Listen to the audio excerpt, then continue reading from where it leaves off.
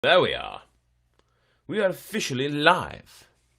Officially live, everyone. Yes! There we go. It's been a pretty good day, I think. Pretty sure. At least I've enjoyed it, so there's that. One momentous thing to announce. I'm now up to 60 followers as of today. 60 followers. That makes me very happy. It really does. I've been stuck in the 50s for some time now, and now I have hit 60. So, there's that. I know, not a ton, but it's more than I've ever had before on YouTube. So, there's that.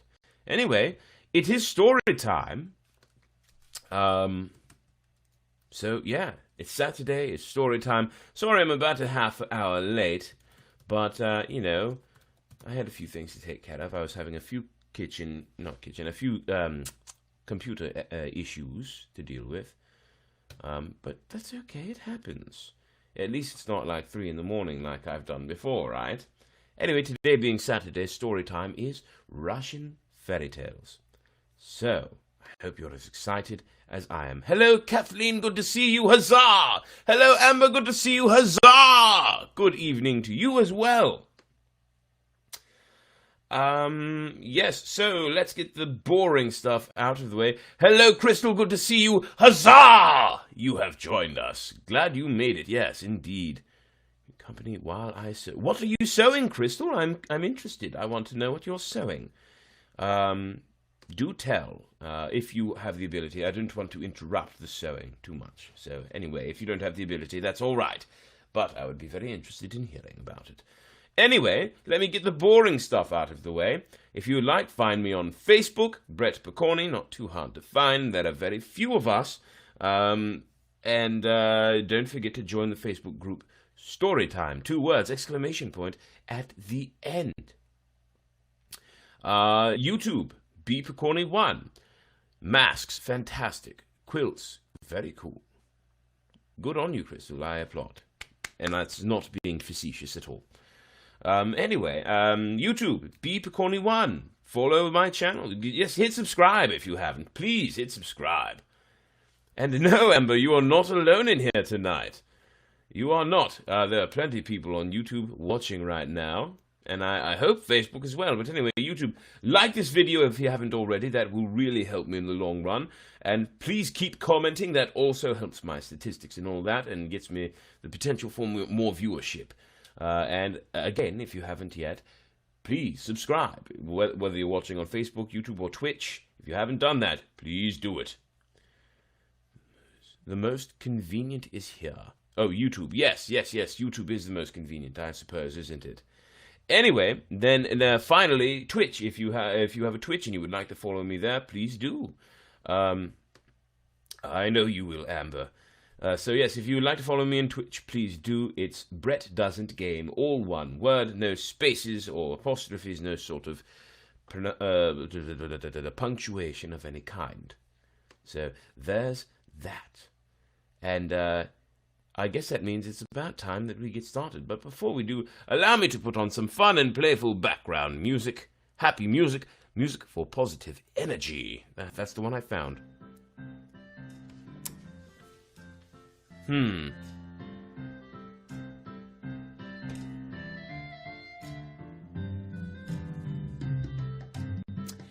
Maybe a little too happy. That's not too fitting for Russian fairy tales, is it? Not at all. No, that sucks. That sucks. So, how about...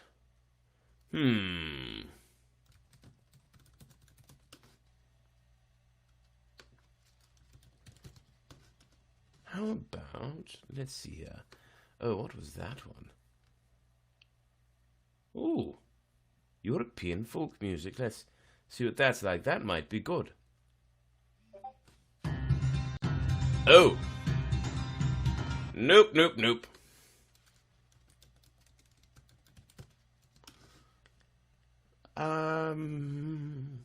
Well, perhaps, here's an hour of Russian folk music and Slavic music. Ooh, I like it. this should be good for the Russian fairy tales, actually. I think this will do. It's fun, it's playful, it's strange, I suppose, for most in our society who aren't from, you know, Slavic areas. This will do. The CDs on the wall, well, there aren't any CDs on this wall, but in the other room of my house there are. Yeah, I like it too. Alright, so we've got the music, we've got the setting, we've got the announcements out of the way. Oh, there is one more announcement I forgot. Say no to peer pressure! Say no to peer pressure. Okay? I think that should become a nightly thing. And let's see, are we using... Yes, let's make sure we're using the good microphone. I'm not sure if there's a change in audio, quality there or not. I just changed over to this microphone. It was on default, whatever default is right now. I don't know what it is, so now it's for sure on the good microphone, which let's hope that it doesn't crap out like it did the other night. Anyway, how about we move on to some bonkers ass Russian fairy tales, some crazy stories. Yes? Shall we? Oh my, the illustration for... There's an illustration for this one. You can hear me loud and clear, that's what I like to hear. So, here we go. The first story of the night. By the way, I do have an original tale tonight, so I will be reading that for you. The first story of the night is called The Wolf and the Goat, and that is an illustration. Here it is. I like that one, it's pretty cool, isn't it? By the way, if someone would be so kind as to give me a huzzah in the comments, I would be eternally grateful. Anyone who comments, by the way, does get a huzzah. You do get a huzzah. Just keep that in mind. All sorts of... Oh, there's your... Well, that's a yes. It's not a huzzah, but it'll do for now. So here we go. Once upon a time, there was a goat who built herself a little hut in the woods and lived there with her kids. She often went deep into the forest to look for food. Whenever she left the hut, the kids locked the little door and stayed inside. Ah, there's a huzzah! There are several huzzahs. Very good, I'm happy for that, yes. When the goat returned, she would knock at the door and sing, "My little baby kids, unlock the door." Oh, there's another huzzah, huzzah! My little baby kids, unlock the door and open it. I, the she-goat, have been in the forest. I'm loving all these huzzahs. I have eaten soft grass and drunk spring water. Milk flows down in the udder and from the udder to the hoof, and from the hoof to the damp earth. The kids would at once open the door and let their mother in. Then she would feed them and go again into the forest. And the kids would lock the door every night. The wolf overheard all this. Once when the goat had gone to the forest, he came to the little hut and cried in his rough voice, "Hey, little kids, hey, my dear ones, unlock the door and open it. Your mother is back and has brought you milk aplenty." But the kids answered, we hear you, but yours is not our mother's voice. Our mother sings in a soft voice and sings different words." The wolf went away and hid himself. Then the goat came and knocked at the door, singing, "My little baby kids, unlock the door and open it. I, the she-goat, have been in the forest. I have eaten soft grass and drunk spring water. Milk flows down in the udder, and from the udder to the hoof, and from the hoof into the damp earth." The kids let their mother in and told her that the wolf had come and tried to devour them. The goat fed them, and when she left again for the woods, gave them strict orders not to let in anyone who might come to the little hut and beg in a rough voice, saying other words than she said. As soon as the goat was gone, the wolf ran to the little hut, knocked at the door, and began to chant in a soft voice, "My little baby kids, unlock the door and open it. I, the she-goat, have been in the forest. I have eaten soft grass and drunk spring water. Milk flows down in the udder to the hoof, and from the hoof into the damp earth." The kids opened the door, and the wolf ran in and ate them all. Only one little kid escaped by hiding in the stove. Smart. Hide in the stove. It's very smart. The goat came back, but no matter how sweetly she sang, no one answered her. She came closer to the door and saw that it was open. She looked into the room and saw that it was empty. She looked into the stove and found one kid there. When the goat learned of her misfortune, she sat down on a bench, began to weep bitterly, and sang, "Oh, my baby kids, why did you open the door to the wicked wolf? He has devoured you all and left me with great grief and sadness in my soul." The wolf heard this, came into the hut, and said to the goat, "Ah, neighbor, neighbor, why do you slander me? Would I do such a thing? Let us go to the forest together and take a walk." "No, neighbor, I have no heart for walking." "Let us go," the wolf insisted. They went into the forest and found a pit in which some brigands had recently cooked gruel. There was still some fire left in it. The goat said to the wolf, "Neighbor, let us see which of us can jump across the pit." The wolf tried first and fell into the hot pit. His belly burst from the heat of the fire, and oh, wow! And the kids ran out of it and rushed to their mother. From then on, they lived happily, acquired wisdom, and eschewed evil. And here's a picture of that wolf. Let's see if my ramblings written in this book make any sense.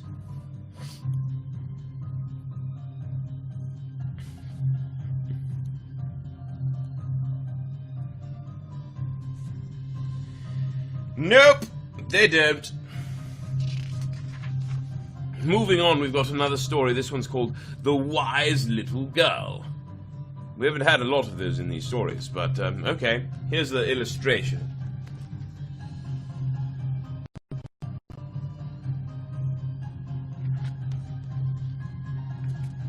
The statue from Blood and Chocolate.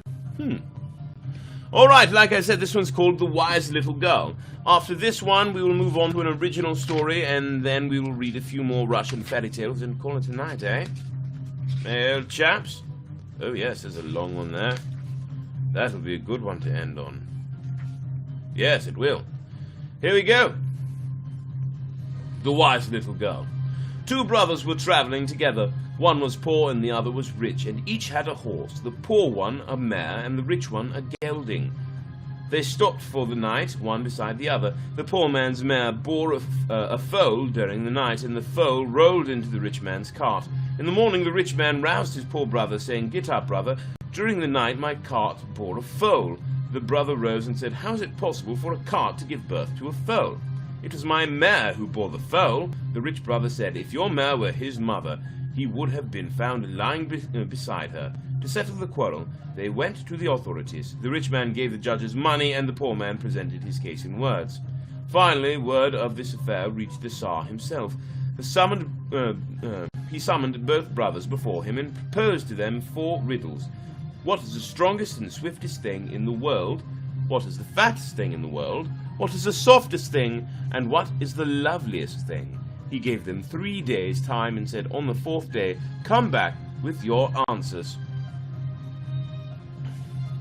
Oh, I'm glad you love the originals, Amber. I wonder what you'll think of this one. It's interesting. I found some more old stories of mine, and this is one of them. So I look forward to oh, my new round has started. I got to get to it. But I have reading to do first. The rich man thought and thought, remembered his godmother, and went to ask her advice. She bade him sit down to table, rated him to food and drink.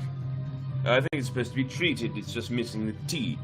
Treated him to food and drink, and then asked, "Why are you so sad, my godson? The sovereign has proposed 4 riddles to me and given me only 3 days to solve them. What are the riddles? Tell me." "Well, godmother, this is the first riddle. What is the strongest and swiftest thing in the world?" "That's not difficult. My husband has a bay mare. Nothing in the world is swifter than she is. If you lash her with a whip, she will overtake a hare." "The second riddle is this. What is the fattest thing in the world?" "We have been feeding a spotted boar for the last 2 years. He has become so fat that he can barely stand on his legs." "The third riddle is, what is the softest thing in the world?" "That's well known. Eider down. You cannot think of anything softer." "The fourth riddle is, what is the loveliest thing in the world?" "The loveliest thing in the world is my grandson Ivanushka." "Thank you, godmother. You have advised me well. I shall be grateful to you for the rest of my life." As for the poor brother, he shed bitter tears and went home. He was met by his 7-year-old daughter. She was his only child, who said, "Why are you sighing and shedding tears, father?" "How can I help sighing and shedding tears? The Tsar has proposed 4 riddles to me, and I shall never be able to solve them. Tell me, what are these riddles?" "Here they are, my little daughter. What is the strongest and swiftest thing in the world? What is the fattest thing? What is the softest thing? And what is the loveliest thing?" "Father, go to the Tsar and tell him that the strongest and fastest thing in the world is the wind. The fattest is the earth, for she feeds everything that grows and lives. The softest of all is the hand, for whatever a man may lie on, he puts his hand under his head, and there is nothing lovelier in the world than sleep." "You are a wise girl indeed, a wise little girl indeed." "I agree with those sentiments so much." The 2 brothers, the poor one and the rich one, came to the Tsar. Oh, yes. Yes, I actually took a note of that. I left a little flag. See the flag here? Yes. The Tsar heard their answers to the riddles and asked the poor man, "Did you solve these riddles by yourself, or did someone solve them for you?" The poor man answered, "Your Majesty, I have a 7-year-old daughter, and she gave me the answers. If your daughter is so wise, here is a silken thread for her. Let her weave an embroidered towel for me by tomorrow morning." The peasant took the silken thread and came home sad and grieving. "Hello, Scarlet! Huzzah!" For reference, for those of you who don't know that came from, here you go. "Scarlet says hi." If you would like to give any loved ones shout-outs while I do this, by the way, feel free to comment "So-and-so says hi" is their name, and I will give them a loud huzzah. A loud, emphatic huzzah. Okay? That is a Brett McCorney promise. And it looks like Darius has joined us. Hello, Darius. Huzzah! Glad you are here. The poor man answered, "No, I already read that part." The peasant took the silken thread and came home sad and grieving. "We are in trouble," he said to his daughter. "The Tsar has ordered you to weave a towel from this thread." "Grieve not, father," said the little girl. She broke off a twig from a broom, gave it to her father, and told him, "Go to the Tsar and ask him to find a master who can make a loom from this twig. On it I will weave his towel. Both your kids and boyfriend are watching with you." Hello, Amber's both kids and boyfriend. Huzzah! Huzzah, huzzah! The peasant did as his daughter told him. The Tsar listened to him and gave him 150 eggs, saying, "Give these eggs to your daughter. Let her hatch 150 chicks by tomorrow." What a bastard Tsar. Maybe he's just testing them, I don't know. The peasant returned home, even more sad and grieving than the first time. "Ah, my daughter," he said, "you are barely out of one trouble before another is upon you." "Grieve not, father," answered the 7-year-old girl. She's very wise, by the way. She baked the eggs for dinner and for supper, and sent her father to the king. "Tell him," she said to her father, "that one day grain is needed to feed the chicks. Even one day let a field be plowed, and let the millet sown, harvested, and threshed. Our chickens refuse to peck any other grain." The Tsar listened to this and said, "Since your daughter is so wise, let her appear before me tomorrow morning, and I want her to come neither on foot nor on horseback, neither naked nor dressed, neither with a present nor without a gift." "Now," thought the peasant, "even my daughter cannot solve such a riddle. We are lost." Huzzah, John!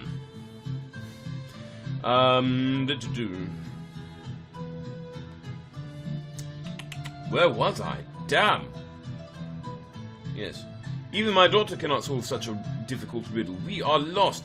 "Grieve not," his 7-year-old daughter said to him. "Go to the hunters and buy me a live hare and a live quail." The father bought her a hare and a quail. Next morning the 7-year-old girl took off all her clothes, donned a net, took the quail in her hand, sat upon the hare, and went to the palace. The Tsar met her at the gate. She bowed to him, saying, "Here is a little gift for you, your majesty," and handed him the quail. The Tsar stretched out his hand, but the quail took her wings, and flap, flap, was gone. "Very well," said the Tsar, "you have done as I ordered you to do. Now tell me, since your father is so poor, what do you live on?" "My father catches fish on the shore, and he never puts bait in the water, and I make fish soup in my skirt. You are stupid. Fish never live on the shore. Fish live in the water. And you, are you wise? Who ever saw a cart bear foals? Not a cart, but a mare bears foals. The Tsar awarded the foal to the poor peasant and took the daughter into his own palace. When she grew up, he married her and she became the Tsarina. Wait, what? That took a weird turn at the end. No, you're good. You're good. It happens from time to time, me losing my place. That was a very strange end. It's like, okay, cool, you've got this wise little girl, and she's like, yeah, it didn't make sense, did you? Now tell me what makes sense. A mare bearing a foal or a cart? She's got some sense. And then it just hard left turn, so the Tsar married her.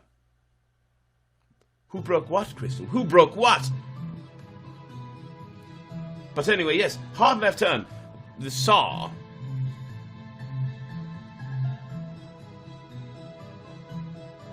married the peasant's daughter.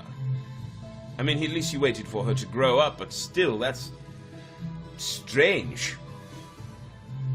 I mean, I guess maybe he was like, wow, I broke the story. No, I didn't break the story. I just read the already broken story. No, don't put this on me, Crystal. Don't put this on me. Anyway, yeah, I guess we'll pause at that one, and we'll go on and read an original. Now, this is one that I had almost kind of forgotten about it. I'm not going to read you the whole thing, because I haven't had a chance to read the whole thing. But here we are. This one's called The Book of Shadows.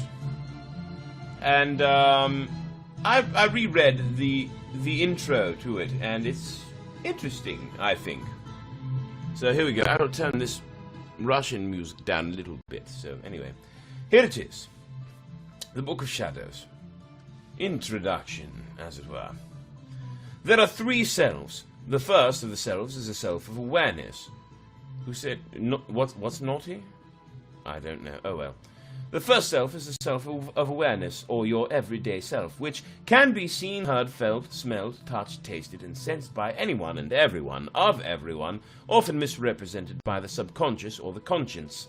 The second self is the self of shadows, or your shadow self.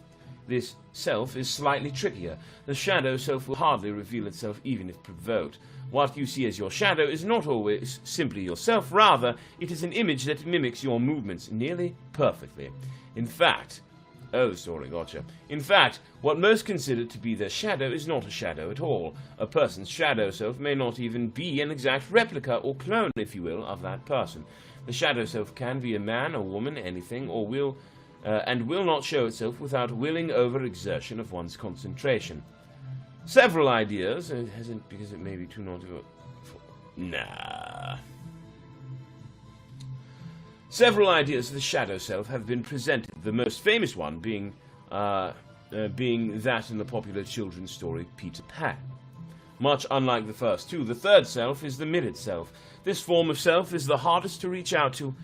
You may talk to it as much as you want, but it will simply appear as though you are talking to yourself.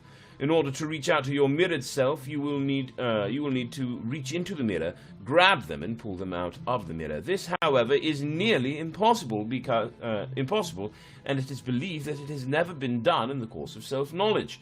You see, the mirrored self knows exactly what you are doing, thinking, and exactly when you are going to act and how. It is essentially you on the other side of a thin piece of glass, which can also represent the barrier between two dimensions. The mirrored self is the best-known mimic in the universe, yet some claim that they have seen in the corner of their eye a mistake in the mimicking movements of the mirrored self. In order to pull the mirrored self from its world, one would have to find oneself in one of these flawed situations, and would then have to subconsciously reach out to the mirror. The mirror, if reached into with intent... Wait, what? With intent is solely, but I just got a message from something saying there's issue with something. Let's see here. Am I having issues with sound again? Can you all hear me okay? Can you hear me fine? Is it... Do. Okay, it should be fine. Okay, yes. Alright. It appears to be fine. Alright, never mind. We're good. Real quick, thank you, Manny, for giving me the message. I'm very grateful. So I'm glad it didn't actually turn out to be sound issue again. Huzzah that you're listening, by the way. Thank you for being here. So, that is wonderful. Thank you. I appreciate it. Yes. So, moving forward in the story. Get back to where I was. Okay, glad you hear me fine. Okay, moving forward. Anyway, no! What? No, don't do it to full screen. I don't want that. The mirror, if reached into with intent, is solid, but if one does not know that they are reaching into the mirror, they can pull their mirrored self out of its world once they grab hold of it. Contrary to some beliefs, though one can reach into the mirror world, one cannot enter it. Saying that one can enter the mirror world would be like saying that one could essentially tear the fabric of the universe and roam free among the realms and dimensions. Back onto the topic of the mirrored self, little is known about what would happen once the mirrored self is brought into our world. It is often thought that the mirrored self would be of no use to you other than reaffirming your thoughts and conceptions. Essentially, it would be like trying to play oneself in chess, or like trying to talk to oneself. However, the mirrored self may also represent the exact opposite state of mind that would describe you turning yourself into your own worst enemy, driving one to the brink of insanity. It is also wondered if one would be able to see one's own image in the mirror anymore, seeing as the mirrored self has been removed. On an interesting note, once the mirrored self has been removed, it, just like we, cannot re-enter the mirror world, reaffirming the belief that we would not be able to see our reflections in the mirror, which could explain the origin of vampires and their inability to see their reflections. For these reasons, the mirrored self is the largest mystery of self. One may attempt talking with the mirrored self as one would the shadow self, however. One may attempt talking with the mirrored self as one would the shadow self. However, many individuals have been driven to insanity in attempting just that. For this reason, the mirrored self has been deemed nothing more than a reflection by most. Back on the origin of vampires, many are well aware of the story of Dracula, yet nearly none have considered that the vampire Dracula may very well have been a mirrored self walking the earth, reflecting the opposite image of a saint or a priest. Also describing his inability to enter a church, or his inability to touch a cross, or even his inability to walk in the daylight. However, some also believe that the mirrored self can only be seen by the one to pull them out of the mirror. That idea has been shut down by many, seeing as that is one major flaw. Any one person can see any other person's mirror image. Another idea, what if once one's mirrored self has been pulled out, one sees their opposite self, or a completely new self, which has never and possibly will never be discussed. For now, we will leave the topic of the mirrored self engaging as it is, and follow with the story of a man who went mentally insane in order to see his shadowed self. And that, listeners / readers / viewers, is as far as I will go in that story because although I read and enjoyed that, I did not have time to vet the rest of it. And I know there are other stories I've done where I was just like, oh, this is a promising start. And then I went, oh, I do not like where this went. This is shit. It happens. Like the one I will probably read to you tomorrow night. In fact, the one I'll read to you tomorrow night is called Lasagna Bakes and Chocolate Cakes, and I'm only going to read to you about a paragraph, because I like where it starts, and then... So there's that. Anyway, that was the original for the night. So I hope you enjoyed it. If you did, leave a comment like Amber's there. Hell yeah, lol. Lol. How do you pronounce it? Is it lol or lol? Or... Whatever. Either way, I think it's time we return to the Russian fairy tales and we crank this music up. There it is. This next story is called Danilo the Luckless. I had a friend named Danilo. In fact, I still consider him a friend, but we haven't talked in years, so I should message him. Anyway, here's the image. Interesting illustration, that is. It looks like there's a lion and maybe a hare, but it's all woven out of rope. So, here we go. Danilo the Luckless. Sorry you're so unlucky, Fred. In the city of Kiev, our Prince Vladimir had many servants and peasants in his household, and he also had a nobleman called Danilo the Luckless. I'm going to turn that down a little bit. Where do I get my ideas, Kathleen? Sometimes they just pop up into my head randomly. I'll be honest, that's how most of my ideas come to me. They just randomly happen. Sometimes in dreams, sometimes in daydreams, sometimes I'm just in a weird mood and it happens. Mirrored self. Yeah, it was quite an interesting thought, wasn't it? I thought so. I don't remember how I came up with that one. It was probably something to do with Peter Pan. But anyway, yeah, I thought that was kind of a cool, scary. Yes, a little scary, right? A little bit. But I thought it was a cool notion. Anyway, back to the story. Here we go. Feel free to keep discussing these topics, and I will be glad to respond. So, I hardly remember my dreams and nightmares, to be honest, to be quite frank. But I will write down whatever I do if I have anything that's really interesting or good. One of the things I do remember in one was, yeah, it's hardly worth mentioning, but it's kind of funny. Exploding shirts, and I remember it was, I was just about to wake, this was when I was in high school. Mum was just waking me up, and, I made the mention that, I was like, I really need to get one of those exploding shirts. Because I was in that half state between dream and between wake. Middle of a dream, waking up. You know what I'm talking about, I'm sure. And in the dream, that was a fashion trend. Shirts that would just kind of, you press a button and they explode into fire like flash paper. And just a little bit of soot and ash goes floating off. And I thought they were so cool, and it was a fashion thing or whatever, and I was like, mumbling in my half-sleep, I really need to get one of those exploding shirts. And my mum was like, what? And I said it, and I was a little more awake, I said, yeah, I need an exploding shirt. And as I was saying it was just like, that doesn't make sense. And I never said another word of it. So, yeah. Right? Wouldn't exploding shirts be kind of cool? But they wouldn't serve much use. You could use them once and then, poof, they're gone. Anyway, here we go. Starting over because we didn't get very far. In the city of Kiev, our Prince Vladimir had many servants and peasants in his household, and he also had a nobleman called Danilo the Luckless. When Sunday came, Prince Vladimir treated everyone to a glass of liquor, but Danilo received only a kick in the backside. On the great holidays, everyone received a gift, but he received nothing at all. On Easter Eve, just before Easter Day, Prince Vladimir summoned Danilo the Luckless before him, gave him 40 times 40 sables, and commanded that he fashion for his master a fur coat for the holiday.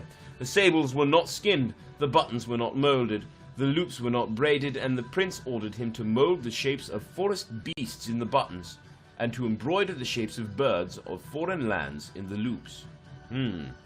Tough. In one night, wow, what a bastard brother you are.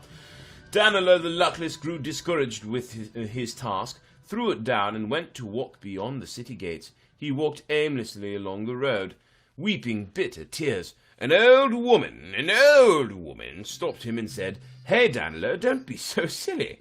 Why are you weeping, you luckless wretch? Ah, you old hag, all stitched and patched and eaten by fever. Let me alone, I have troubles of my own."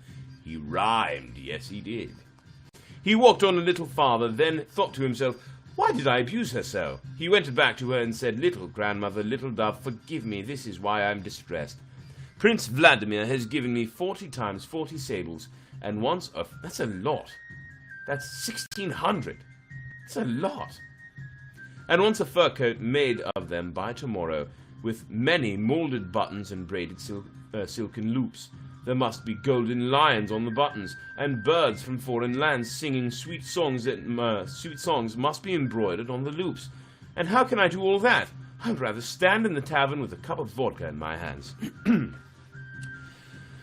The old woman replied, Ah, now I am the grandmother of the little dove. Ah, now I am the grandmother of the little dove. Well, go to the blue sea, stand by the old oak. At midnight the blue sea will surge up, and Chudo-Yudo, the sea monster without hands, without feet, and with a grey beard, will come to you. I remember Chudo-Yudo from a previous story, and it was a multiple-headed dragon, if I recall. Anyway, moving forward. Seize him by his beard and thrash him until he asks you, "Why are you thrashing me, Danilo the Luckless?" And you answer, "I want the lovely Swan Maiden to stand before me, and through her feathers let her body be seen. And through her body let her bones be seen, and through her bones let it be seen how far from bone to bone the meadow flows, like pearls poured from one vessel to another." Danilo the Luckless came to the blue sea, stood by the old oak, and at midnight the sea surged up, and Chudo-Yudo, the sea monster, without hands, without feet, and nothing but a grey beard, came up to, before we say what, let me show you the illustration. This one's kind of cool. Looks more like an octopus or squid. A squid, I think. But that's a pretty cool illustration, isn't it? Came up to him. Danilo seized him by the beard and began to beat him against the damp earth. Chudo-Yudo asked him, "Why do you thrash me, Danilo the Luckless?" "This is why. I want the lovely Swan Maiden to stand before me, and through her feathers let her body be seen, and through her body let her bones be seen, and through her bones let it be seen how far from bone to bone the meadow flows, like pearls poured from one vessel to another." The tree was great, wasn't it, Amber? After a little while, the lovely Swan Maiden came sailing to the shore, and said these words, "Danilo the Luckless, are you shirking a great deed, or trying to perform one?" "Ah, lovely Swan Maiden, if I am shirking a great deed, then double is my need. Prince Vladimir has ordered me to make him a fur coat for tomorrow, but the sables are not skinned, the buttons are not molded, the loops are not braided. Will you take me as your wife? Then everything will be done." That was the maiden saying that. He thought to himself, "How can I marry her? Well, Danilo, why are you hesitating? I will take you." She took her wings, nodded her head, and there came forth 12 strong men, masons, carpenters, and bricklayers. In a trice a house was ready. Danilo took her by her right hand, kissed her sweet lips, and led her into the princely chambers. They sat at the table, ate, drank, and refreshed themselves, and plighted their troth. "Now, Danilo, lie down and rest. Do not worry. Everything will be done." How sweet, how awesome is that? He got, like, a super... For being so luckless, it looks like he got a super badass wife, who like, just wanted to be his wife or whatever, and she's helping him with his tasks. How, interesting, right? Anyway, going forward, let's see what happens. Where was I? Oh yes, everything will be done. She put him to bed and went out on the crystal porch. There she shook her wings and nodded her head, saying, "My own father, give me my craftsmen." 12 youths appeared and asked her, "Lovely Swan Maiden, what do you command us to do?" "Sew me a fur coat. The sables are not skinned, the buttons are not molded, the loops are not braided." They set to work. Some prepared the skins and sewed the fur coats, some smelted and molded the buttons, some braided the loops, and in a trice a marvelous fur coat was ready. The lovely Swan Maiden roused Danilo the Luckless. "Awake, my beloved, the fur coat is ready, and the church bells are ringing in Prince Vladimir's city of Kiev. It is time for you to rise and attend matins." Real quick, I want to look up, do you know what a sable is? I know it's some kind of small animal, but I can't remember exactly what it's like, so I'm going to look that up. Sable, come on, internet. Sable, a marten with a short tail and dark brown fur, native to Japan and Siberia, and valued for its fur. Oh, it looks a lot... I mean, they're cool, they're nice. In some ways, they are akin to, well, meerkats or ferrets. They're pretty cute. Here we go. Those are sables. I imagine it would be a pretty cool, pet. Maybe. Perhaps. Who knows? Either way, he's supposed to skin 1,400 of those to make a fur coat. That's a lot of sables for one fur coat. Yes, thank you, Kathleen. Weasel family. Anyway, here we go. Danilo rose, donned the fur coat, and went forth. The Swan Maiden looked through the window. She stopped him, gave him a silver cane, and told him, "When you leave the church..." Right, Amber? They are so cute. She stopped him and gave him a silver cane and told him, "When you leave the church, strike your chest with this cane. The birds will sing merrily and the lions will roar terribly. Take the fur coat off your shoulders and give it forthwith to Prince Vladimir, that he may not forget us. He will invite you to his table and give you a cup of wine. Do not drink it to the bottom, for if you do, evil will befall you. And do not boast of me. Do not boast that in one night we built a house." Danilo took the cane and set out. The Swan Maiden called him back again and gave him 3 eggs, 2 silver eggs and 1 golden egg, and said, "Offer the silver ones to the prince and his wife, and the golden one to her with whom you will live all your life." That should be the Swan Maiden, shouldn't it? Yeah, 1,600 actually, not 1,400, 1,600, because it was 40 times 40. Whew. That person's a beast. Danilo the Luckless said farewell to her and went to attend matins. All the people were amazed. Here is Danilo the Luckless, and he has finished the fur coat for the holiday. After matins, he approached the prince and his wife, congratulated them as is the custom at Easter, and by accident took out the golden egg. Alyosha Popovich, the rake, saw it. The people began to leave the church. Then Danilo the Luckless struck his chest with the silver cane, and the birds began to sing and the lions to roar. All were amazed and looked at Danilo, but Alyosha Popovich disguised himself as a crippled beggar and begged for holy alms. Everyone gave him something, only Danilo the Luckless stood there wondering, "What shall I give him? I have nothing." And because it was such a great holiday, he gave him the golden egg. Alyosha Popovich took the golden egg and donned his usual clothes. Prince Vladimir invited everyone to his house, and they ate and drank and refreshed themselves and boasted of their exploits. Danilo got drunk and in his drunkenness boasted of his wife. Alyosha Popovich, the rake, began to boast that he knew Danilo's wife. Danilo said, "If you know my wife, let my head be cut off. If you do not, yours shall be cut off." Alyosha went, he knew not whither. He walked and wept. An old woman stopped him and said, "Why are you crying, Alyosha Popovich? Go away, old hag, I have my own troubles." "Very well, but I might have been useful to you." He began to question her.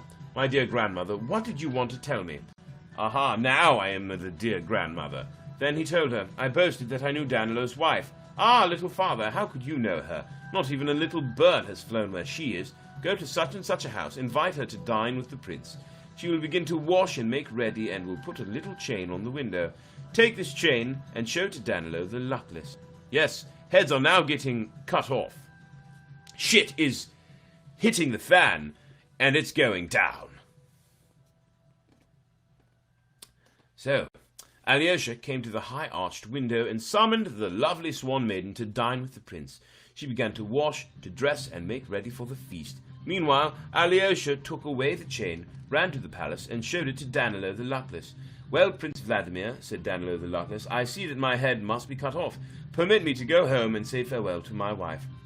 He went home and said, "Ah, lovely Swan Maiden, what have I done? I boasted of you in my drunkenness and have forfeited my life." "I know everything, Danilo the Luckless. Go and invite to your house the prince and his wife and all the citizens, and if the prince excuses himself because of the dust and the mud, if he says that the roads are not good, that the blue sea has surged up and swamps have appeared, say to him, 'Fear not, Prince Vladimir.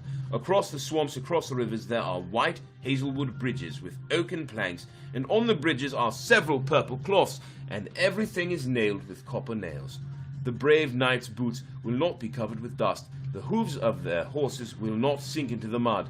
Danilo the Luckless went to invite his guests, and the lovely Swan Maiden went out on the porch, shook her wings, nodded her head, and made a bridge from her house to the palace of Prince Vladimir. Wow! That's impressive. The bridge was all spread with purple cloth, and nailed with copper nails. On one side of it flowers bloomed and nightingales sang. On the other side apples ripened and other fruit trees blossomed. The prince and the princess set out on their way with all the brave warriors. They came to the first river, and fine beer flowed in it. Wow, I want that river! Near that beer many soldiers fell. They came to the second river, and fine mead flowed in it. What the What the bloody... I want to live here! More than half of the brave troops bowed to that mead and lay down. They came to the third river, and fine wine flowed in it. Good heavens! Here the officers fell to and drank themselves into a stupor. I want to go as well. This seems like quite the happening place. They came to the fourth river. Oh, there's a fourth river.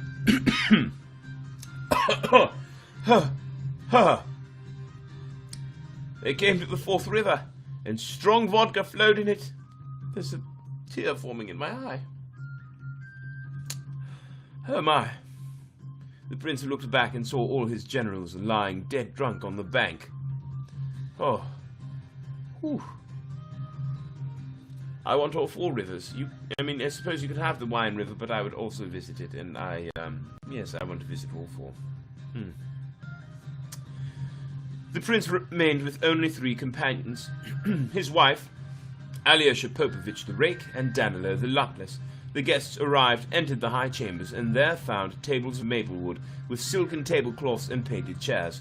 They sat at table, and there were many meats of every description, and of foreign wines, not bottles, not barrels, but whole rivers flowed. Prince Vladimir and the princess did not eat nor drink, but waited only to see the lovely swan maiden. They sat at the table for a long time. They waited for her a long time. Finally, the moment came to return home.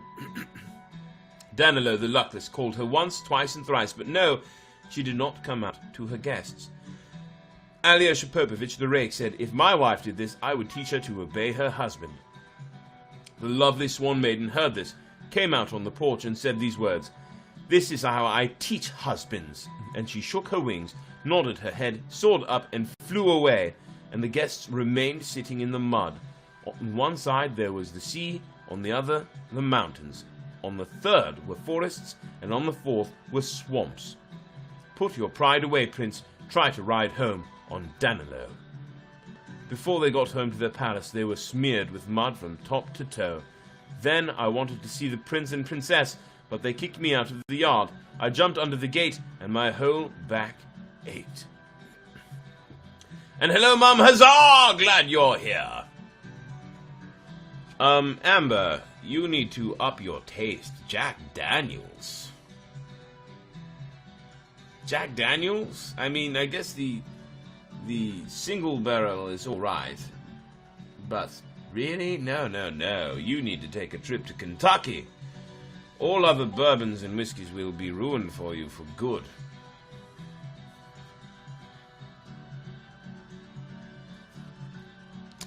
Jack is okay. But I've had the bee's knees. Oh, by the way, there is an illustration at the end here, and some more nonsensical notes of mine.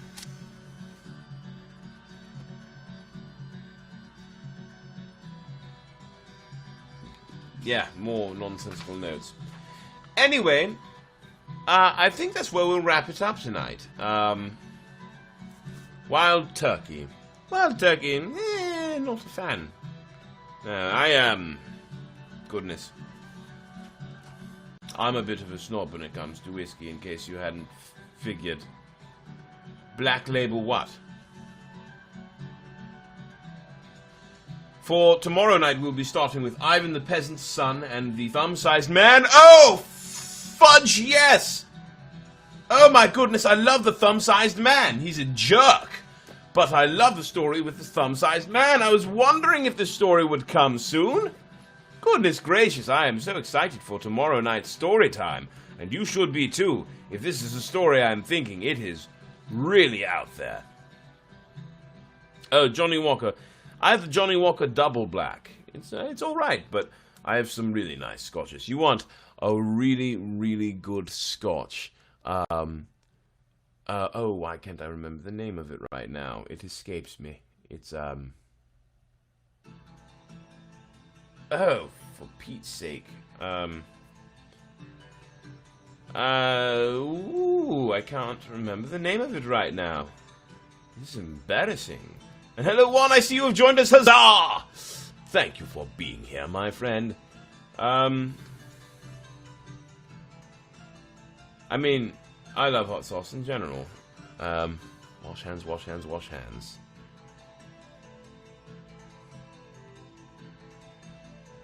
Well, I can't remember the name of the scotch.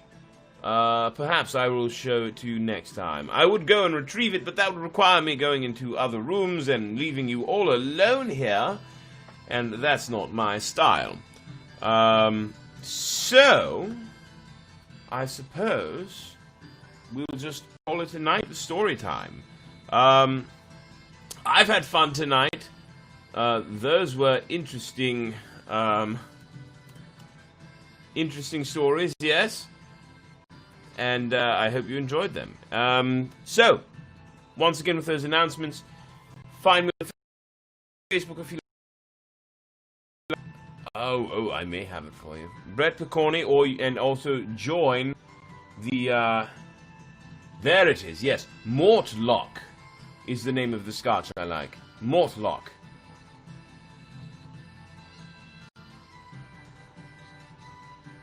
Supposed to be clapping. Oh, no worries, Kathleen, that's okay. Mortlock, M-O-R-T-L-A-C-H.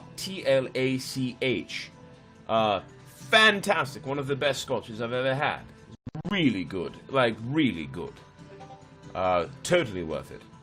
One of the first really nice liquors I ever bought. I would definitely recommend that if you want a great scotch. Mortlock, way better than the Johnny Walker Double Black. In fact, I would say it rivals the Blue Label. And what else rivals the Blue Label? Yeah, well, yes, it rivals Blue Label in terms of scotch. I may like it more. But anyway, yes, Brett Picorni on Facebook. Storytime is the group name. YouTube, like this video. Subscribe if you haven't. And share it with your friends. That way I can get more subscribers, more people to jump in and enjoy the video, more people with whom to interact by providing comments and such.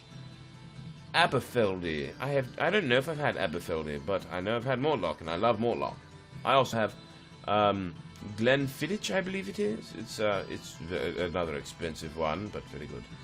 Anyway, yes, so YouTube, BPicorni1, like, subscribe, all that jazz. And then if you would like to follow me on Twitch, Brett Doesn't Game, all one word. B-R-E-T-T, my name is 2 T's in it. Brett Doesn't Game, all one word, no spaces or punctuation of any sort. So, thank you once again, everyone, for joining in for Storytime tonight. I'm glad to have had all of you here. Much love and appreciation. And I suppose I will see you again tomorrow with Storytime, more Russian fairy tales, and more originals. Until then, I bid you adieu, adieu, adieu. You have a good one, too. Much love, everyone. And absinthe is interesting, Amber. Some are all right, some are, you got to prepare it right. Good night, everyone. I will see you tomorrow, right around 10 o'clock. Yes, I would like to finish the broadcast.